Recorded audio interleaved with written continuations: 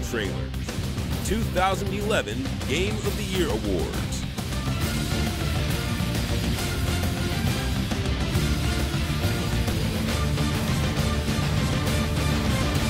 Best Platformer.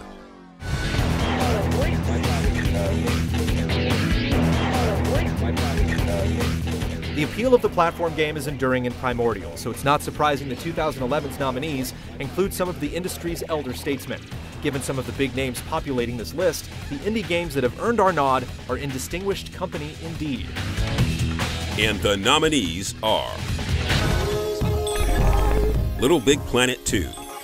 As much a tool for creation as a game in and of itself, Little Big Planet 2 is significant for the experiences it enables. The story mode provides a sampling of the toolset's capabilities, which allows for more than just the 2.5D platforming you remember from its predecessor.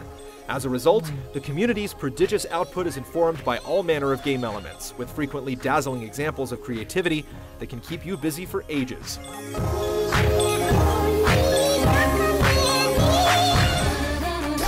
Ms.Splosion Man. Like her spastic predecessor, the name of the game is still hyperactive platforming, with a heavy emphasis on superhuman reflexes and a borderline precognitive ability to recognize and adapt to environmental puzzles on the fly. The cooperative portion requires mighty feats of coordination, with feelings of gratification commensurate with a robust challenge. When it comes to platforming in its purest expression, this combustible heroine earns high marks.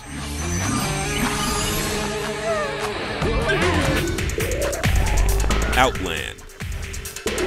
Outland presents a world rendered in a striking two-toned palette whose effects extend beyond mere aesthetics. Players must change colors in response to enemies and environmental challenges, testing their ability to discern subtle patterns, as well as their mastery of an interesting repertoire of abilities. In other words, it takes an all-too-prevalent gimmick and smartly melds it with the fundamentals of a solid platformer. The results are simultaneously exciting and hypnotic.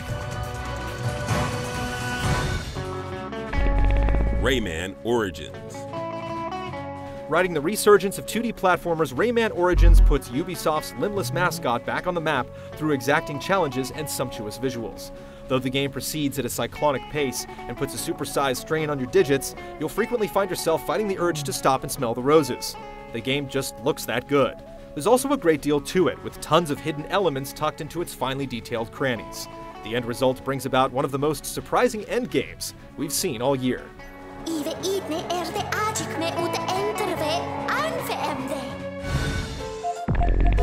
Super Mario 3D Land.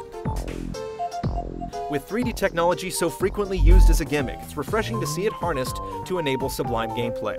Super Mario 3D Land utilizes the 3DS hardware to bring the Mushroom Kingdom to life in a way that would have been impossible without the tech. And though the results are indeed stirring to behold, it's not all about visual virtuosity.